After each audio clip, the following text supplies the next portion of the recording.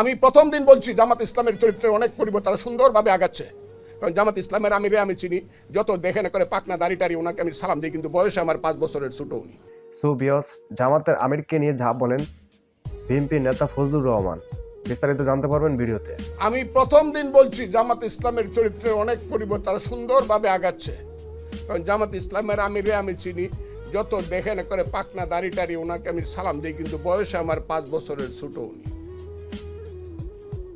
আমি ওনাকে দেখছি উনি জাসদ ছাত্রলীগ করে না, আমি মিথ্যা কথা বললে আপনারা জানেন, দেখেন উনি জাসদ ছাত্রলীগ করতো, মান্নাদের কর্মী ছিল, মাহমুদুর রহমান মান্নাদ। উনি খুব সুন্দর ভালো কথা বলে, আমি মনে করছিলাম এখন বুঝি বাংলাদেশ অপাইব, কিন্তু না। তারা পরে দেখা গেল ফ্র্যাঙ্কেস্টাইনের ভূমিকা অবতীর্ণ হয়েছে, যে আশ্রয় দিছে তারা খাইতে চায়। কথাটা খুব ঠিক। 18 সনে যদি বিএনপি যদি দানের শীষ মার্কাটা কার বলেন আপনারা? বিএনপির তাদের পাল্লা মার্কা ছিল, বিএনপির মার্কা দিয়ে তারা ইলেকশন করছে, বিএনপির আস্তিনের নিচে তারা আশ্রয় নিয়ে পলিটিক্সটা করছে 18 বছর 20 বছর। এখন যেন মনে হয় নৌকার দানের শীষ 2 সাপের 1 বিষ নাকি। এটা কারা ছড়া ইউটিউব গুলা কার? 50,000 ইউটিউব আছে জামাত এবং শিবিরের, তারা এগুলো দখল করছে। ব্যাংক তারা দখল করছে, হসপিটাল তারা দখল করছে, প্রতিষ্ঠান তারা দখল করছে। এটা আমি খারাপ মনে করি না। বিশ্ববিদ্যালয় তারা দখল করে ফেলছে, ভাইস চ্যান্সেলর সব। আমি আমার জেলা দিয়ে বলি, আমার জেলায় একটা সিট যদি পায় জামাত, আমি মনে করবো আমার পুনর্জন্ম নিতে হবে। আমি চ্যালেঞ্জ করলাম, আমার কিশোরগঞ্জ জেলা জামাত 10% ভোট পায় দেখাক। সুহেল আছে এখানে, কিশোরগঞ্জ 10% ভোট পা। কিন্তু এখন আমার জেলা জামাতের কথা ছাড়া চলে না প্রশাসন। এগুলো আমরা অপমান বোধ করি না? যারা তারা আশ্রয় দিল বাঁচাইলো তাদেরকে এখন খাইতে চান। এখন আবার মনে করেন বিএনপি দরকার নাই, আমরা ইলেকশন করে আমরা পাস করে ফেলবো। বিএনপিকে ভুলে গেছেন যে বিএনপি আপনাকে সমস্ত জায়গাতে আশ্রয় দিছে। দেশনেত্রী বেগম খালেদা জিয়ার 2টা স্টেটমেন্ট যদি মনে না রাখেন, 8 সনের পরে ভুল করবেন। জামাতের পক্ষ হইয়া 2টা স্টেটমেন্ট করছিল, আপনারা পড়েন সেই 2টা স্টেটমেন্ট, একটা 12 সনে একটা 13 সনে। তখন উনি বিরোধী দলের নেত্রী ছিলেন, আপনাদেরকে আশ্রয় দেয় নাই। দেশনেত্রী বেগম খালেদা জিয়ার মতো মানুষ পাইবেন, এখন আপনি বলে ফেলবেন 2 সাপের 1 বিষ, নৌকার দানের শীষ। কেন?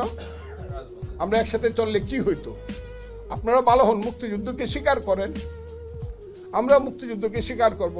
আপনি ইসলামকে বলেন, আমিও ইসলাম স্বীকার করি, ইসলামী শাসন চান, আমিও চাই, তবে ভোট করে আসেন।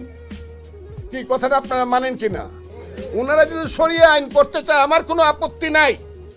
ওই যে মামুনুল হক সাহেবরা বড় বড় খুব কঠিন বক্তৃতা করে, অনেক কঠিন, এগুলো ভালো লাগে না এই দেশে। এটা মুক্তিযুদ্ধের দেশ, করুক। তারা যদি ইসলাম কায়েম করতে চায় কিভাবে করবে? লাঠি দিয়া নাকি ভোট দিয়া? বলেন আপনারা। তাহলে তারা যদি ভোট পায় আমরা তাদেরকে সেলিউট দিব, আপনারা ইসলাম কায়েম করেন, কিন্তু ভোটটা ঠিকভাবে করেন। অনার্থক দেশে গন্ডগোল। আমাদের নেত্রী বলছে, আমাদের নেতা বলছে পরশুদিন জনাব তারেক রহমান, সবকিছুর সমাধান ওই যে সংস্কারের সমাধানও ভোট, তাড়াতাড়ি ভোট দেন। বলছে কি না কথাটা? ভোট দেন, আগে নির্দিষ্ট হোক, নির্ধারিত হোক এই দেশে কে মেজরিটি। আপনারা আবার অকরেন না, বঙ্গবন্ধুর কথা বললেই কোন ফজলুর রহমান আওয়ামী লীগ করে। আরে আওয়ামী লীগ করবো, আমি তখন 18 বছর যাবৎ বিএনপি করি। বঙ্গবন্ধু শেখ মুজিবুর রহমান সবাই যখন ইলেকশনের কথা না করছে, যখন ভাসানী নিয়ে কমিউনিস্ট পার্টির স্লোগান দিছে, তাদের কমিউনিস্ট পার্টি রইল তো ওই হারামজাদা জনগণ, রইল তোদের নির্বাচন, আমরা গেলাম সুন্দরবন। মুরব্বীদের এটা মনে থাকার কথা। তারা ইলেকশন করবে না, ভোটের আগে বাদ চাই। মৌলানা ভাসানীর স্লোগান।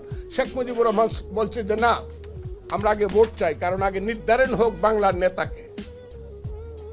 আমরা ভোট চাই, আগে নির্ধারণ হোক বাংলাদেশের মেজরিটি কে। এইটা কি দেশনেত্রী বেগম খালেদা জিয়া, তারেক রহমান, বিএনপি, নাকি জামাতে ইসলাম বা অন্য কেউ? এইটা আগে নির্ধারিত হোক কারা মেজরিটি। এরকম নিত্য নতুন ভিডিও পেতে চ্যানেলটিকে সাবস্ক্রাইব করুন।